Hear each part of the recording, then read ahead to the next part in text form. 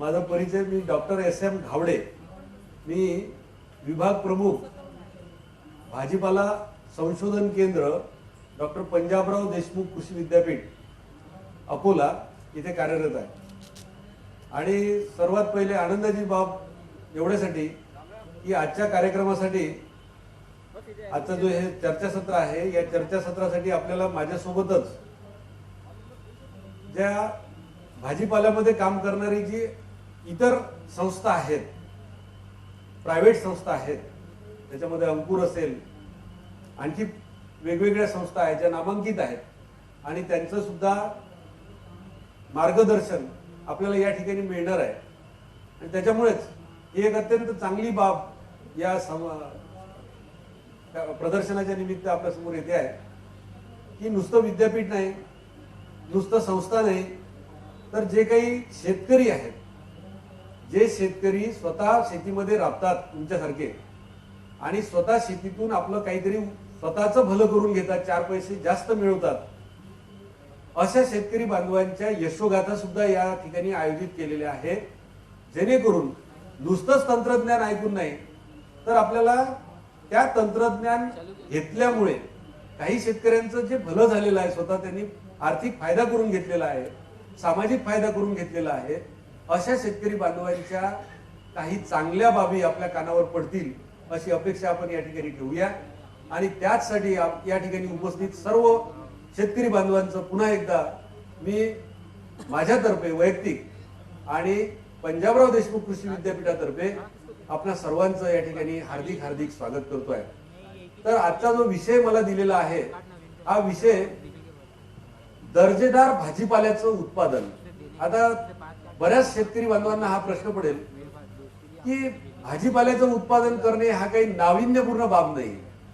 सर्वांना ही माहिती आहे आणि फार पुरातन काळापासून आपल्याला हे माहिती आहे की भाजीपाल्याचं उत्पादन कसं घेतलं जातं। मग नेमका आज 29 तारखेला जेव्हा या प्रदर्शनाचा समारोप आहे, त्या दिवशी हा विषय ठेवण्याचं काय कारण असावं?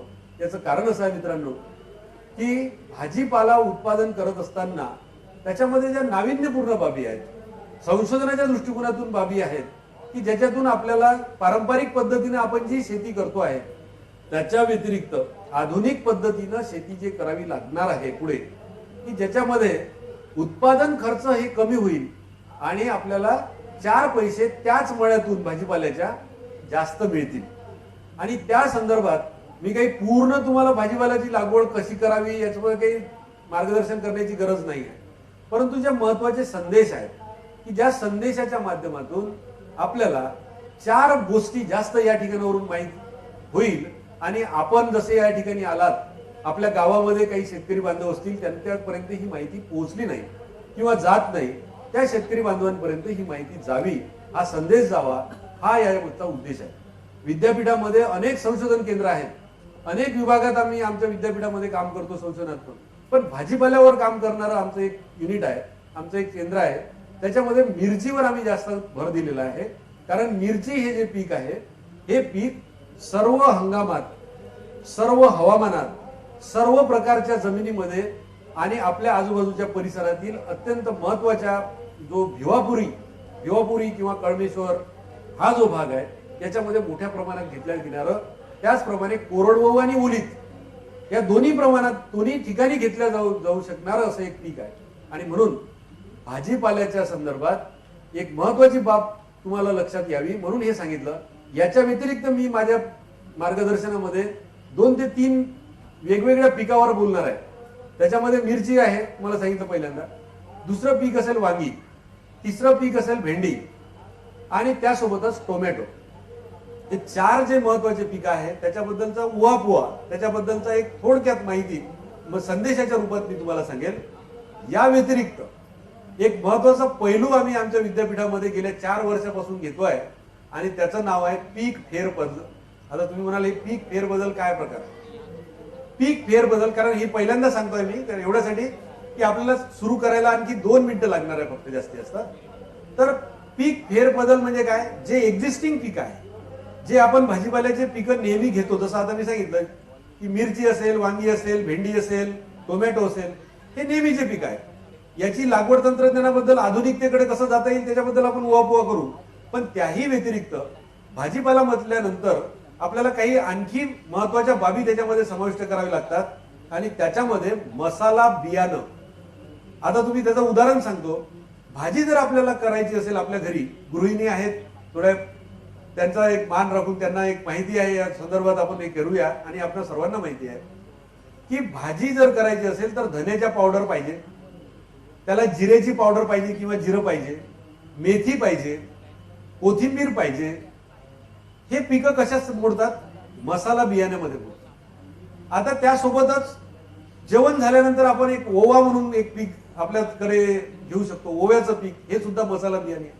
त्यासोबत सोपीचं पीक आहे, ते सुद्धा आपलं एक मसाला बियाणे पीक म्हणून गणलं जातं. अशा पद्धतीचे मसाला बियाणे सुद्धा भाजीपाला पीक पद्धतीत आपण अंतर्भूत करता येते आणि तेच आपण केलेलं आहे विद्यापीठात. 2009 पासून आपण गेल्या 2009 पासून आपण याच्यावर सातत्यानं एक संशोधनात्मक कार्यक्रम हाती घेतला आहे विद्यापीठामध्ये आमच्या केंद्राने. आणि तुम्हाला सांगायला आनंद होतो की या तीनही पिकांमध्ये आपल्याला एक शिफारस माहीत पडली.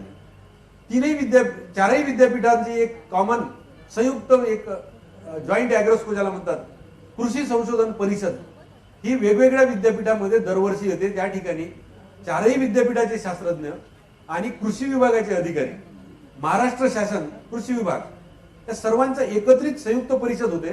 त्या परिषदेमध्ये मी स्वतः याच्यावर काम करून आम्ही मागच्या 3 वर्षातला एक परिपाक म्हणून 2013 मध्ये जी परभणी येथे कॉन्फरन्स झाली, त्या परभणीच्या कॉन्फरन्समध्ये त्याच्यावर काही शिफारसी आणल्या. आता हे जे पिकं आहेत, या पिकांचं महत्व काय आहे मी आता सांगितलं तुम्हाला. जिरं पीक असेल, धन्याचं पीक असेल, ओव्याचं पीक असेल, सोपीचं पीक असेल, हे सर्व पिकं मसाला बियाणे पिकं म्हणतात. याचा उद्देश काय हे का समजून घ्यायचं? कारण भाजीपाला करत असताना जर मी काही समजा 2 एकराचा भाजीपाला करतोय, त्याच्यामधलं 10 गुंठ्याचं पीक जर मी मसाला बियाणे पीक लावलं तर हे एक नगदी पीक आहे. आता नगदी पीक म्हणजे काय हे सांगायची वेगळी गरज नाही. ज्या पिकातून आपल्याला कमी लागत खर्चात जास्त थोडासा आर्थिक नफा आपल्या खिशामध्ये येत असेल त्याला आपण नगदी पीक म्हणतो. हेच मर्म ओळखून आपण ओव्याचं जर उदाहरण घेतलं, एक साधं तुम्हाला संपून सांगतो. ओवा, सोप, जिरं हे जे पीक आहे हे मूळचे राजस्थान आणि गुजरात मधले पीक आहे आणि त्या ठिकाणी भारत सरकारचं राष्ट्रीय स्तरावरचं संशोधन केंद्र अजमेरला कार्यरत आहे. तिथे हे पीक मोठ्या प्रमाणात घेतलं जाते. परंतु तिथली जी जमीन आहे, तिथलं जे हवामान आहे, ह्या पिकांना सूट होत नाही अशातला भाग नाही, योग्य आहे. परंतु आपल्या विदर्भातली जमीन जी आहे ही जमीन त्यांच्या जमिनीपेक्षा कितीतरी पटीनं कसदार आहे आणि त्या ठिकाणी कितीही मेहनत केली तरी ओव्याचं एकरी 2 क्विंटल पेक्षा जास्त उत्पादन होत नाही. एकरी 2 क्विंटल. परंतु तेवढ्याच मेहनतीच्या अर्धी मेहनत जरी आपण आपल्या जमिनीमध्ये करू शकलो तरी सरासरी एकरी आपल्याकडे ओव्याचं 5 क्विंटल उत्पादन होतं. आणि हे 5 क्विंटल उत्पादनाचं आर्थिक शास्त्र तुम्हाला समजावून सांगतो की याचे जे जागतिक बाजारपेठ आहे, त्यातली जी बाजारपेठ आपल्या राष्ट्रीय स्तरावरची बाजारपेठ आहे, ही गुजरातमध्ये उना, मी त्याचे नावं दिलेले आहे ते समजावून सांगेन. आपल्याकडचं काही बाजारपेठ तयार झालेली आहे, अकोल्याला बाजारपेठ तयार झालेली आहे, शेगावला बाजारपेठ तयार झालेली आहे, अकोटला बाजारपेठ तयार झालेली आहे. या बाजारपेठेमध्ये आज रोजीचा भाव 8,881 रुपये प्रति क्विंटल आहे. 5 क्विंटलचा विचार करा, आर्थिक शास्त्र समजून घ्या. म्हणजे एका एकरातून 40,000 रुपयाचं आपल्याला उत्पादन जर आपल्याला ओव्याचं मिळते आहे, कोरडवाहू परिस्थितीमध्ये बोलता येईल. जर हे ओलीत व्यवस्थापनाच्या अंतर्गत आपण जर पीक घेतलं तर कमीत कमी 9 क्विंटल उत्पादन घेणारे लोक त्यांच्या यशोगाथा मी इथे नाव तुमच्या समोर देतोय. एकरी 9 क्विंटल आपण बाजूला ठेवलं, 5 क्विंटल कोरडवाहूच्या ह्याच्यात किंवा 2 ते 4 साधारणपणे पाण्याचे पाळ्या दिल्यानंतर आपल्याला जर उत्पादन मिळत असेल तर निश्चितपणे आपल्याला जो उत्पादन मिळते आहे हे 40,000 ते 50,000 रुपयाचं आहे. आणि लागणारा खर्च, हे पीक हे मूळतः तण वर्गीय पीक आहे आणि त्याच्यामुळे याला लागणारा जो इनपुट कॉस्ट आहे, म्हणजे लागणारी जे लागत खर्च आहे, रासायनिक खताची गरज नाही. फक्त जमीन तयार करा, बियाणं पेरा आणि पेरल्यानंतर उगवण शक्ती होणं महत्वाचं आहे. एकदा उगवण शक्ती झाल्यानंतर मात्र पुढे त्याला फारशा इनपुटची गरज नाही आहे, रासायनिक खताची गरज नाही. याच्यावर आता हे पीक नवीन आपल्याकडे असल्यामुळे पीक फेर पडल या संदर्भात आपण त्याला बोलतोय. त्याच्यामुळे या पिकाच्या संदर्भामध्ये त्याच्यावर येणाऱ्या रोग आणि किडी अत्यंत कमी किंवा नसल्यातच जमा आहे. त्याच्यामुळे तोही खर्च आपला वाचतोय.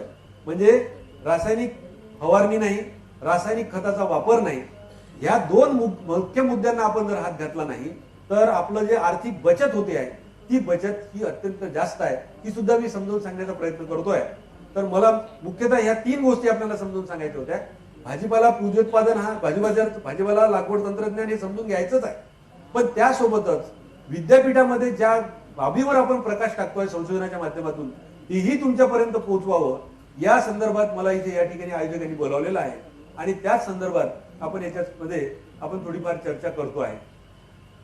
तर मला असं वाटतंय की या पैकी ओवा, सोप आणि जिरं हे 3 पिकाबद्दल मी माहिती सांगतो. त्याच्या व्यतिरिक्त धने आणि मेथी हे आपल्याकडे पारंपरिक पद्धतीने आपण घेतोय. कोरडवाहू हंगामात घेतोय, त्याच्यानंतर कोरडवाहू पीक पद्धतीमध्ये घेतोय, ओलीत पीक पद्धतीमध्ये सुद्धा घेतोय.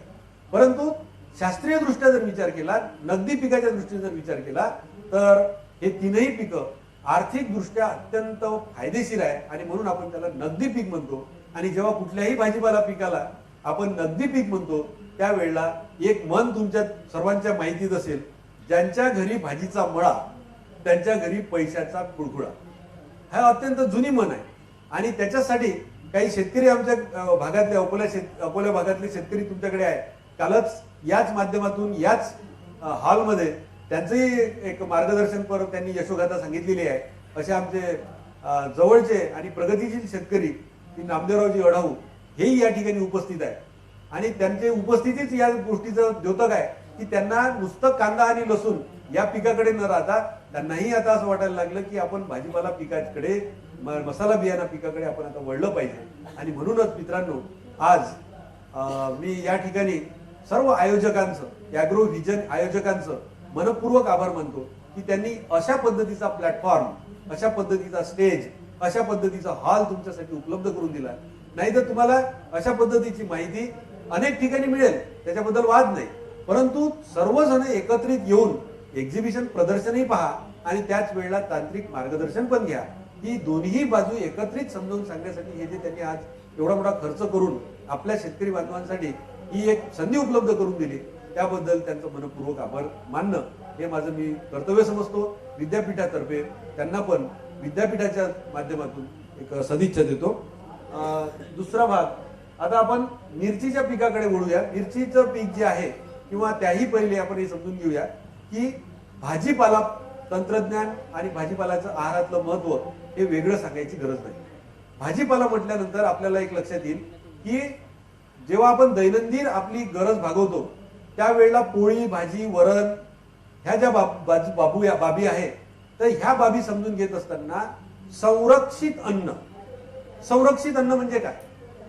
संरक्षित अन्न म्हणजे ज्या अन्नातून नुसतेच कार्बोहायड्रेट म्हणजे नुसतेच प्रथिनं, नुसतेच मेद, नुसतेच आम्ल, नुसतेच जीवनसत्व हे न मिळता सर्व पद्धतीचा संतुलित आहार ज्याच्यामधून मिळते त्याला संरक्षित अन्न असतं.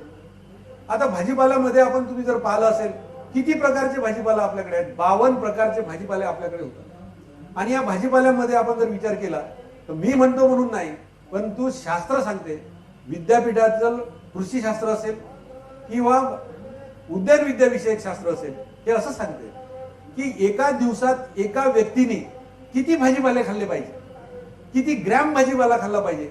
तुम्ही इंग्रजी पिक्चर किंवा इंग्रजी चित्रपट जर पाहत असताल तर त्याच्यामध्ये थोडंसं एक वेगळ्या अँगलला जर पाहिलं तुम्ही लक्षात येत असेल की तिथे ते जेव्हा जेवण करतात त्यावेळेला सॅलॅड म्हणजे कच्चे भाजीपाले खाण्याचं त्यांचं प्रमाण डायनिंग टेबलवर ते जेव्हा दाखवतात तेव्हा त्यांचं जे ज्यूस, त्यांच्याकडे तयार केलेले सिरप, त्यांच्याकडे तयार केलेले जॅम्स, त्यांच्याकडे तयार केलेले प्रक्रियायुक्त पदार्थ भाजीपाल्याचे, याचा एकत्रित ते जेव्हा वापर करतात त्याच्यावरून तुमच्या ही गोष्ट लक्षात येईल. आणि आंतरराष्ट्रीय स्तरावर झालेल्या संशोधनातून हे निष्पन्न झालं की एका व्यक्तीने एका दिवसात कमीत कमी 300 ग्रॅम एवढा भाजीपाला खाल्ला पाहिजे.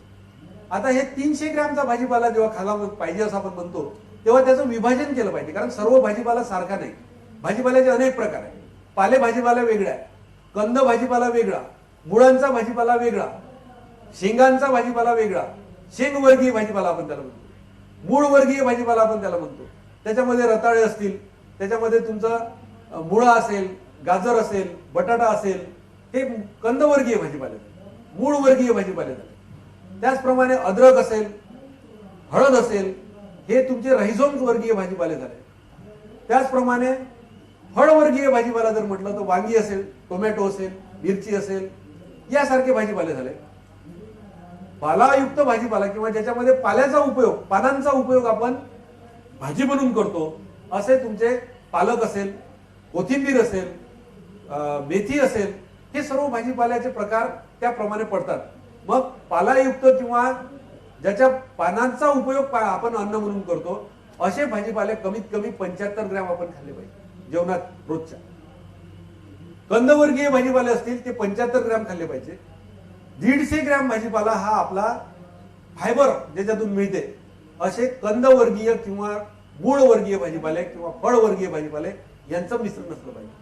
आणि त्यासोबतच आता जे मी सांगितलं मसाला वर्गीय भाजीपाले, त्याच्यामध्ये मेथी असेल, सांबार असेल, तुमचं जिरं असेल, सोप असेल, ओवा असेल, याचे काही पार्ट जे आहे, शतावरी असेल, तुमचे स्वीट कॉर्न आता बाजारात आलेला आहे, बेबी कॉर्न बाजारामध्ये आलेला आहे, चेरी टोमॅटो आता बाजारामध्ये आलेला आहे, विविध घेवड्याच्या शेंगा असतील किंवा शेंगवर्गीय भाजीपाला असेल, याचे 25 ते 50 ग्रॅम असं एकत्रितरित्या त्याचं विश्लेषण आपण केलेलं आहे.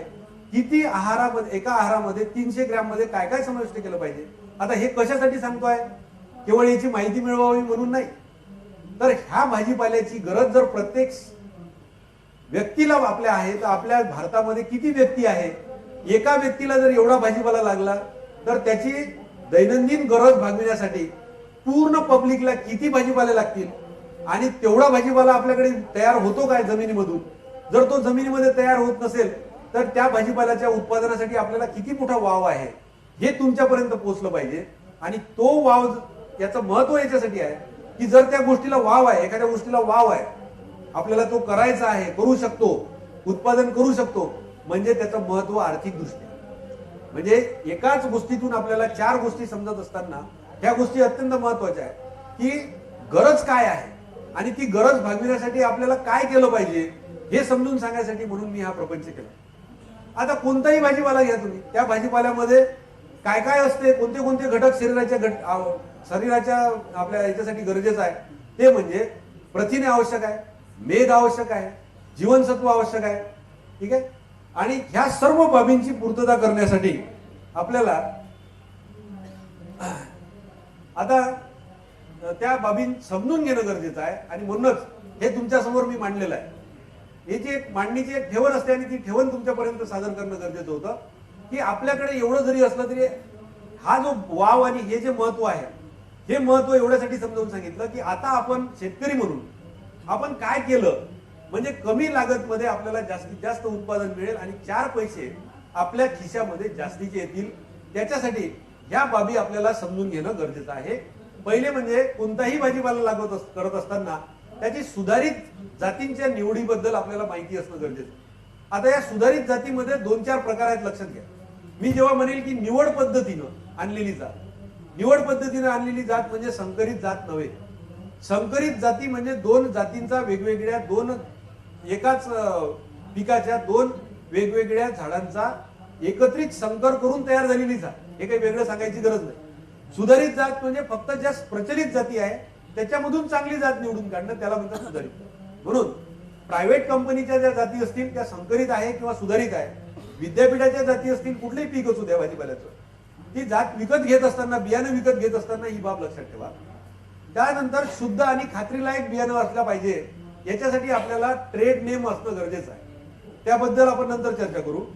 नंतर सुधारित पद्धतीच्या मशागत पद्धतीचा अवलंब करणं म्हणजे काय. सुधारित मशागतीचा अवलंब याचा अर्थ असा आहे की आता मी लागवड करतो माझ्या शेतामध्ये. एक साधं उदाहरण सांगतो. मिरचीची लागवड मला करायची आणि मिरचीची लागवडची मी पारंपरिक पद्धती आहे ज्याच्यामध्ये सरी आणि वरंबा करून, सरी वरंब्यावर 60 बाय 60 सेंटीमीटर अंतरावर मी लागवड करतो. ही पण लागवड आहे. परंतु तीच लागवड जर मी पॉलिथिनचा पेपर अंथरून, मतलब पॉलिथिन मल्चिंग ज्याला म्हणतो आपण, पॉलिथिन मल्च वापरून जर आपण केली तर ती आधुनिक पद्धत झाली. लागवडीचा प्रकार तोच आहे, पण लागवडीच्या प्रकारामध्ये फरक आहे. म्हणून इथे लिहिलाय सुधारित मशागत पद्धतीचा अवलंब. ते आपण पाहूया. कीड आणि रोगांचं वेळीच नियंत्रण, ही बाब अत्यंत महत्वाची आहे शेतकरी बांधवांसाठी, की कीड आणि रोगांचं आपण नियोजन करतो, पण कधी, हा सर्वात महत्वाचा. जेव्हा त्याची लागण होते आणि 5% पेक्षा आपली त्याची जी नुकसानीची पातळी आहे, ती नुकसानीची पातळी ओलांडायच्या अगोदर जर आपण त्याचं नियोजन केलं तर आपल्याला कमीत कमी खर्चात तीच रोग, तोच कीड आपल्याला नियंत्रणात आणू शकतो.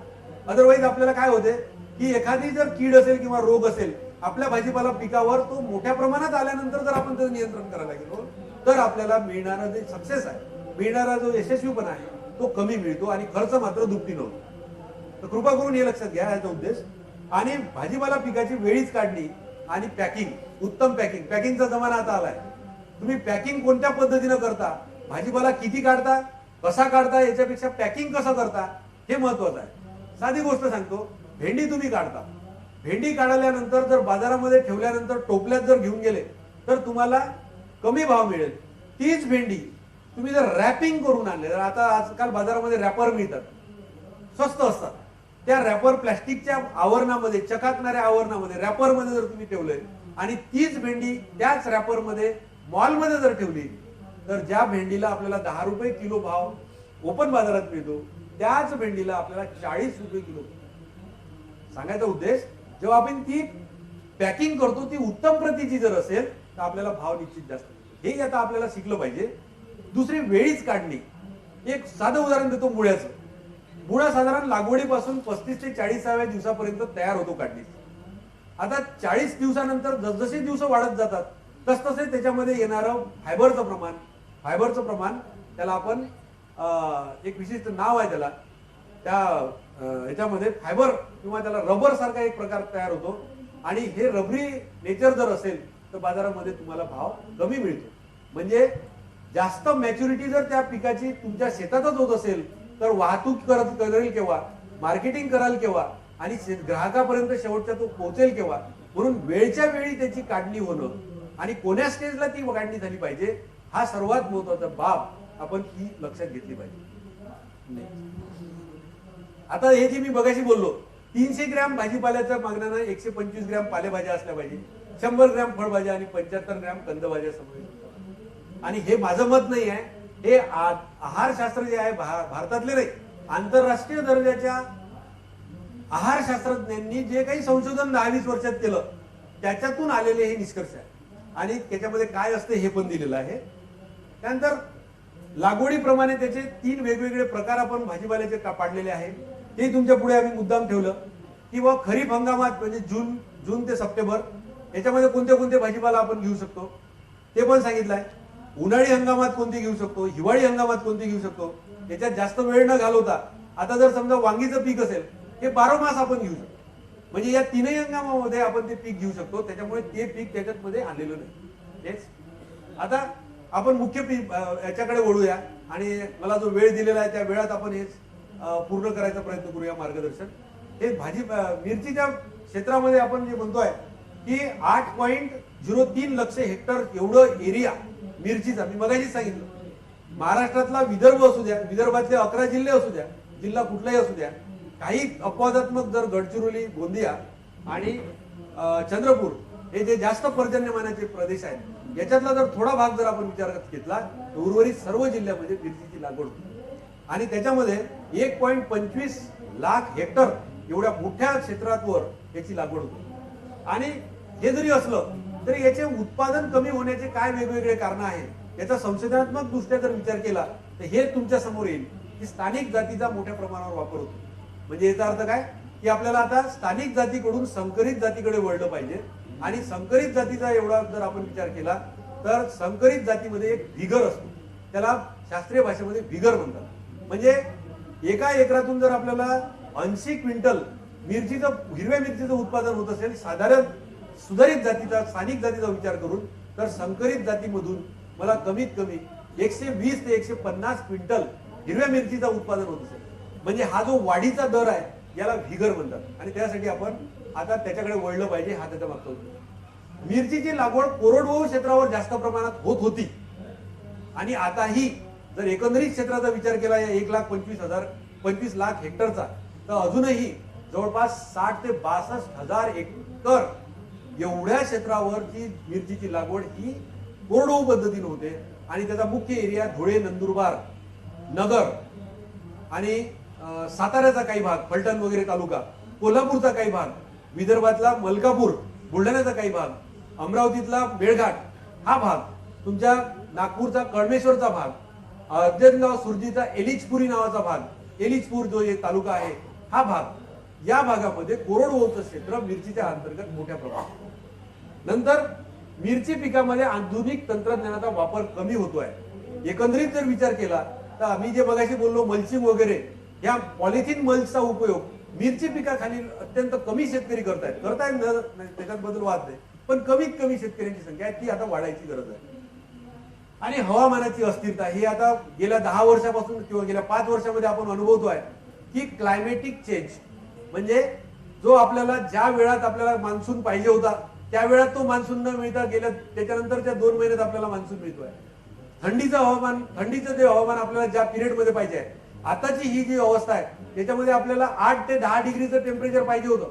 आपण अनुभवतोय गेल्या आठवड्यामध्ये 15 ते 16 डिग्री टेम्परेचर आपण राहतोय त्या टेम्परेचरमध्ये. याचा अर्थ काय? ही जी अस्थिरता आहे या अस्थिरतेचा कुठे ना कुठेतरी मिरचीच्या उत्पादकतेवर, कमी उत्पादकतेवर गंभीर परिणाम होत आहे आणि त्याची निश्चित नोंद विद्यापीठांनी आणि त्यांच्या संशोधन केंद्रांनी घेतलेली आहे. इथून पुढे आमचं संशोधन जे आहे मिरची असेल किंवा आणखी भाजीपाला पिकावर आम्ही याच माध्यमातून करतो आहे की ही जे ते क्लायमेटिक चेंज होते आहे या क्लायमेटिक चेंजला प्रतिकार करणाऱ्या जाती आता तुमच्यापर्यंत आम्ही कसा देऊ शकू. प्रायव्हेट कंपनी असतील, कृषी विज्ञान केंद्र असतील, काही आमचे प्रगतीशील शेतकरी असतील, यांनी या बाबीकडे लक्ष द्यावं अशी त्यांना नम्र विनंती आहे. आता हवामानाचा विषय आपण काही फार जास्ती खोलात जाणार नाही. कशा पद्धतीचं हवामान पाहिजे आहे, जेव्हा मी अस्थिर हवामान म्हणतो तेव्हा ही माहिती असणं गरजेचं आहे की जेव्हा चांगल्या दर्जाचं हवामान आपल्या मिरचीला मिळेल तेव्हा आपल्याला चांगल्या दर्जाचं आणि जास्त उत्पादन मिळेल. त्यातली हाच एक महत्वाचा पॉइंट आहे.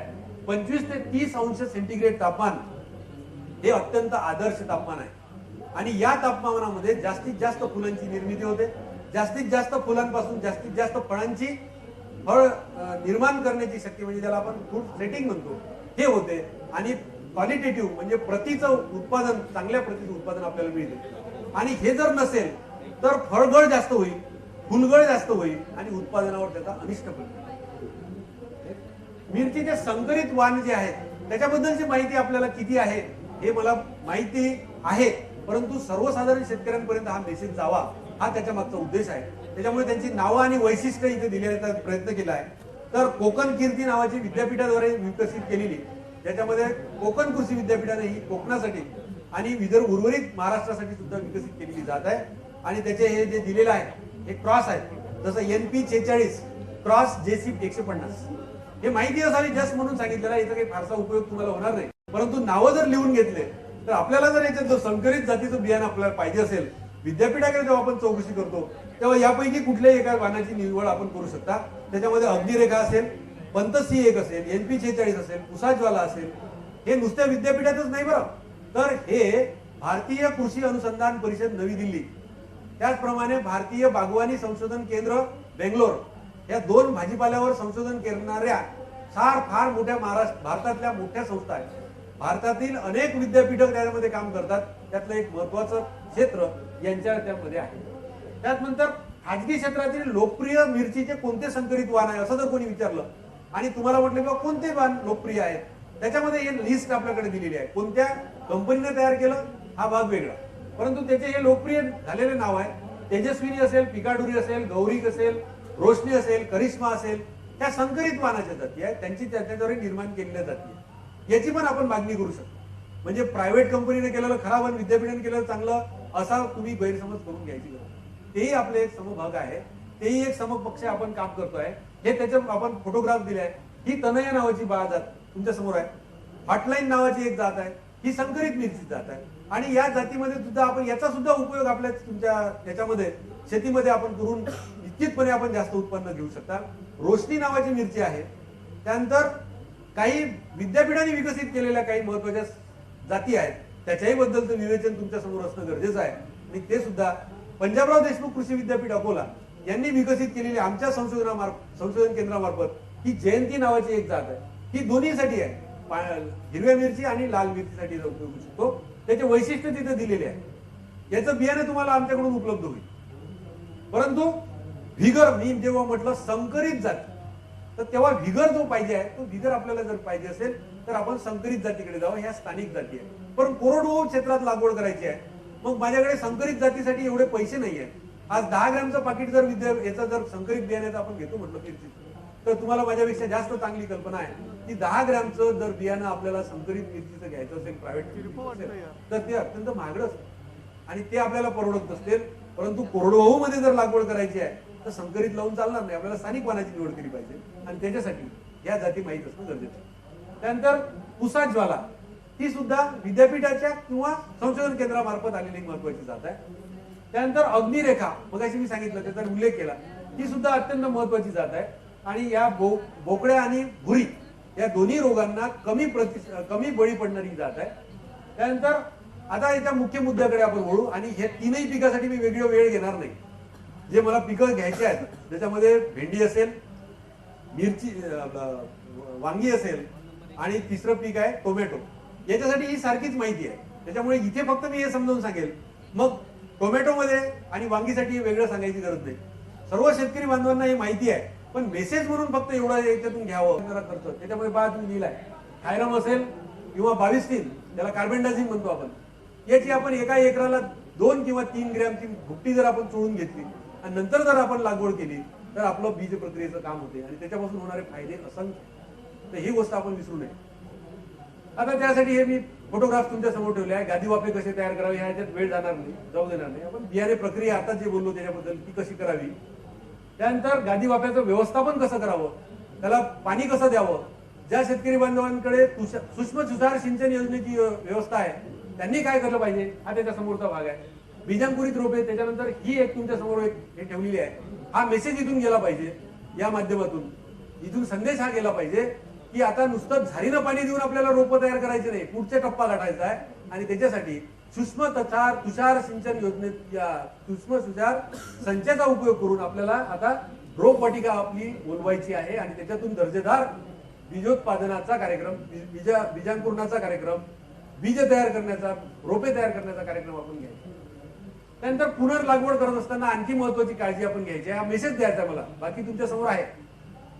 मेसेज फक्त एवढा देतो की बऱ्याच वेळेला तुमचं मिरचीचं रोप असेल, वांगीचं रोप असेल, टोमॅटोचं रोप असेल, फुलकोबीचं रोप असेल, पानकोबीचं रोप असेल, तर त्याच्या मुळा आणि त्याचे पानं त्याच वेळेला जर आपण ट्रायकोडर्मा जीवाणू खतं, त्याच्यामध्ये पीएसबी असेल, रायझोबियम असेल, ह्याचं जर सोल्युशन तयार करून त्याच्या बियाणे, त्याचं जे रूट्स आहे, त्याचे जे मुळं आहेत, त्या रूट्स मध्ये 5 मिनिट फक्त बुडवून ठेवा आणि त्याच्या पानाची जी साईड आहे ती आपण आपल्या घरी उपलब्ध असणारं कोणतंही कीटकनाशक 5 लिटर पाण्यामध्ये 5 ते 10 मिली टाकून त्याच्यामध्ये 5 मिनिटं जर आपण ते रोपाचे पानं जर आपण ते बुडून घेतले आणि नंतर जर त्याची पुनर्लागवड केली, ते पण त्याच्यात लिहिलेलं आहे, तर त्याच्यामध्ये आपल्याला भविष्यात त्यानं काही उत्पादन वाढते असं नाही. मग पुन्हा रिपीट करतो, उत्पादन वाढत नाही, परंतु भविष्यात येणारे रोग आणि किडी याचा काही दिवसपर्यंत तरी आपल्याला प्रतिकार या लहानशा गोष्टीमुळे करता येते. हा मेसेज, हा संदेश या ठिकाणावरून घेऊन जा. नंतर काय करायचं हे सांगितलंय, रोप स्थलांतर कसे करावी, रोप प्रक्रिया कशी करावी. आणि याच्यामध्ये आता तिसरा आणि महत्वाचा विषय आहे, प्रत्येक पिकामध्ये हे मी सांगणार आहे. संजीवके बाजारात मोठ्या प्रमाणात आता प्रायव्हेट कंपन्यांचे आणि वेगवेगळ्या ठिकाणावरून येत आहेत. आता हे संजीवक म्हणजे काय असते की संजीवक म्हणजे जे काही आपलं चालू आहे, बीजोत्पादनाचा कार्यक्रम असेल, भाजीपाला प्रक्रियेचा कार्यक्रम चालू असेल, भाजीपाला उत्पादनाचा कार्यक्रम चालू असेल शेतामध्ये, तो येत असताना बऱ्याच अडचणी येतात. एक साधी अडचण सांगतो, फुलगळ होते, फळगळ होते, उशिरा फळधारणा होते, उशिरा फुलधारणा होते. आपले जे भाजीपाल्याची आता बाजारामध्ये भाव कमी असतो, आपल्याला काही वेळ 2-4 दिवस तरी आपलं भाजीची तोडणी जी आहे ही लांबवायची असते किंवा अगोदर घ्यायची असते. लक्षात आला मुद्दा? म्हणजे भाजीपाल्याचं उत्पादनाची म्हणजे तोडणीची जी जागा आहे, तोडणीची जी प्रक्रिया आहे, हे कुठेतरी आपल्याला 2-4 दिवस अगोदर किंवा 2-4 दिवस पलीकडे करायचं आहे. फलधारणा लवकर करून घ्यायची आहे. उदाहरणार्थ टमाट्याचं घ्या, टमाट्याचा जर आपल्याला लाल रंग कमी वेळात आणायचा आहे, टमाट्याला लवकर लाल गर्द रंग आणायचा आहे, अशासाठी जे बुस्टरचं काम करते त्याला संजीवक. बीजांकुरण होणं नर्सरीमध्ये काही पिकांच्या बाबतीमध्ये आपल्याला 20 ते 25 दिवस थांबावं लागते बीजांकुरण व्हायचं, परंतु इथे या संजीवकाचा जर आपण विचार केला तर 10 ते 12 दिवसात आपल्याला काय मिळते, बीजांकुरण मिळते. आणि म्हणून अशा ठिकाणी या संजीवकाचा उपयोग करून आपण आपलं उत्पादन तर वाढवू शकतोच, परंतु मार्केटिंगच्या दृष्टिकोनातून जिथे आपल्याला प्रक्रिया करायची आहे त्या दृष्टिकोनातून आपल्या भाजीपाला पिकांना त्या पद्धतीनं मोल्ड करता येते, त्या पद्धतीने आपल्याला बदलवता येते. आणि ते साध्य करण्याची किमया मिरचीमध्ये हे बघा पहिलेच दिलेलं आहे 50 ppm NAA. NAA म्हणजे काय, नॅफ्थॅलिक ऍसिटिक ऍसिड. पीपीएम काय करायचं आहे तुम्हाला, 1 ppm म्हणजे 1 मिलीग्रॅम. सोनाराच्या घरी गेल्यानंतर सोनं आपण जसं मिलीग्रॅम न विकत घेतो त्याच पद्धतीनं हे तुमचे जे संजीवक आहे हे मिलीग्रॅमनी विकत मिळतात. आजकाल बाजारामध्ये विविध कंपन्या, प्रायव्हेट कंपन्यांच्या माध्यमातून हे रेडी अवेलेबल आहे. 50 ppm तुमच्याजवळ जर द्रावण मी म्हटलं असेल, त्यांना जर मागितलं तर तुमच्याकडे रेडी तयार असेल. त्यामुळे कसं करायचं, काय करायचं, तुमच्या भागामध्ये जे कृषी सहाय्यक असतील, कृषी विभागाचे कर्मचारी असतील, त्यांच्या माध्यमातून हे समजून घ्या.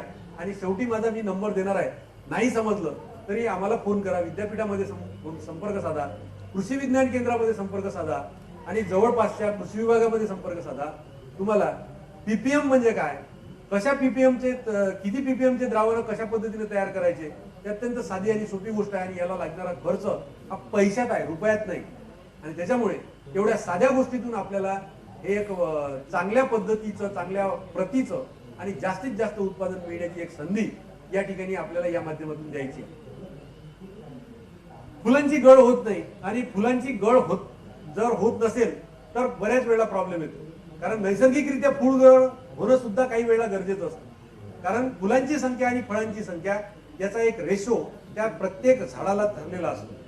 त्याचप्रमाणे जिब्रेलिक ऍसिड तसंच लिओसिन याचा जर आपण 20 ppm आणि 10 ppm 30, 60 आणि 90 दिवशी जर फवारणी केली तर फुलगळ कमी होते, फळे चांगली पक्व होतात. आणि मिरचीतील कॅप्सिसिन, आता हे कॅप्सिसिन मिरचीचं काय आहे, तिखटपणा वाढवणारं किंवा तिखटपणा कमी अधिक करणारं एक द्रव्य आहे.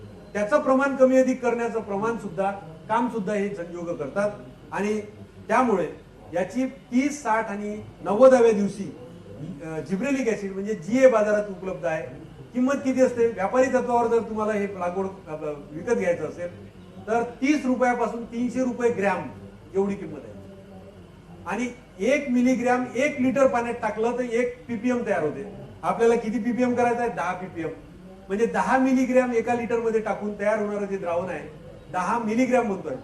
तर 10 मिलीग्रॅम तयार केलेलं द्रावण जेव्हा तुम्ही या पिकावर फवारणार तेव्हा तुम्हाला फायदा कोणता आहे, कॅप्सिसिन वाढेल म्हणजे मिरचीचा तिखटपणा आपोआप वाढतो. अशा पद्धतीचे फायदे या संजीवकाचे आहे आणि त्याचा फायदा आपण. त्यानंतर हे वेगळे आणखी इंडॉल ऍसिटिक ऍसिड IAA आणि फ्लेनॉक्सी ऍसिटिक ऍसिड, त्याचप्रमाणे बाजारामध्ये उपलब्ध असणारं प्लॅनोफिक्स म्हणजे nothing but NAA naphthalic acetic acid, याचाही उपयोग संजीवक म्हणून केला जातो. 2,4-D असेल त्याचाही उपयोग आपण संजीवक म्हणून आपण करू शकतो. या पद्धतीनं या वेगवेगळ्या संजीवकाचा उपयोग आपण मिरची पिकावर करून आपलं उत्पादन तर वाढवाच, परंतु प्रत सुद्धा चांगली मिळवण्याचा प्रयत्न. आता बघा, हे तुमच्या समोर मुद्दाम फोटो आणून दाखवले विद्यापीठातल्या संशोधन केंद्रातले, की न संजीवक मारता काय झालं आणि संजीवक मारल्यानंतर काय फरक पडला. एकाच वेळेला एकाच प्लॉट मध्ये हे 2 आम्हाला वेगवेगळे झाडं दिसले, ते तुमच्या समोर या फोटोग्राफच्या माध्यमातून आम्हाला. आता पाण्याचं व्यवस्थापन हा अत्यंत महत्वाचा भाग आहे. दिवसेंदिवस पाण्याची गंभीर समस्या आपल्याकडे आहे. यावर्षी पाऊसमान चांगला झाला तो भाग वेगळा, परंतु दरवर्षी तो होईल याची खात्री नाही. आणि म्हणून माझं नम्र निवेदन आहे की कुठल्याही माध्यमांमध्ये ठिबक सिंचनाचा उपयोग करून याच्या पलीकडे भाजीपाल्याचं उत्पादन घ्या. तेही शक्य होत नसेल तर आता बाजारामध्ये आलेलं रेनपोर्ट इरिगेशन सिस्टम लिहून घ्या, वाटल्यास नाव पाहिजे असेल तर. रेनपोर्ट काय आहे, रेनपोर्ट इरिगेशन सिस्टम आपली जी स्प्रिंकलर सिस्टम आहे, तुषार सिंचन पद्धत आणि सूक्ष्म तुषार सिंचन पद्धत यातला मधला दुवा. फायदा काय भाजीपाल्याच्या दृष्टिकोनातून, कोणत्याही पिकावर भाजीपाल्याचा जेव्हा तुम्ही मोठा स्प्रिंकलरचा पाईप चालवता तेव्हा 10 वेळा विचार करता की माझं पीक जर फुलोरावस्थेवर आहे आणि मी जर स्प्रिंकलर चालवलं तर फुलांची गळ होईल, फुलापासून फळ धरण्याचं प्रमाण कमी होईल. हे टाळण्यासाठी हा रेनपोर्ट इरिगेशन सिस्टमचा कन्सेप्ट आता आलेला आहे. गेल्या 2 वर्षापासून आलेला आहे आणि शासनाने त्याच्यावर सबसिडी पण दिलेली आहे. त्याच्यामुळे विक्रेते कोणतेही असू द्या, तुम्ही तो विचार तुम्ही करा आणि सबसिडी घ्यायची की नाही घ्यायची हा तुम्ही ठरवा.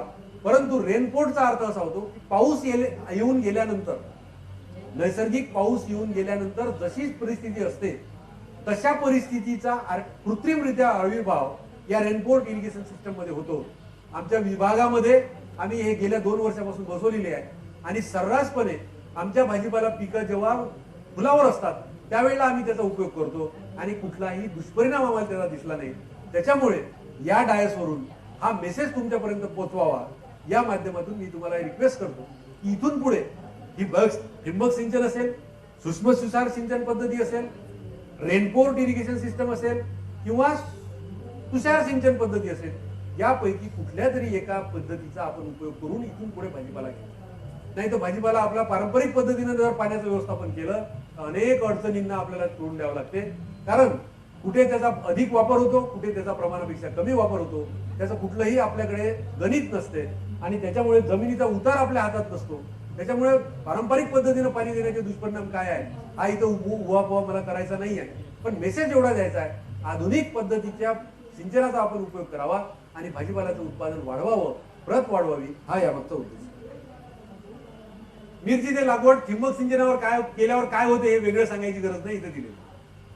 त्याचप्रमाणे प्लास्टिक आच्छादनाचा उपयोग हा सुद्धा एक पाणी व्यवस्थापनाचा अत्यंत महत्वाचा भाग आहे. प्लास्टिक आच्छादनाचा उपयोग केल्यानंतर काय फायदे होतात हे इथे मी लिहून टाकले आहे. त्याच्यामध्ये महत्वाचं जे आहे, हे प्लास्टिकचे जे आवरण बाजारामध्ये मिळत आहे सध्या, याच्यामध्ये रंग आपल्याकडे फक्त भुरकट पांढऱ्या रंगाचा भेटतोय.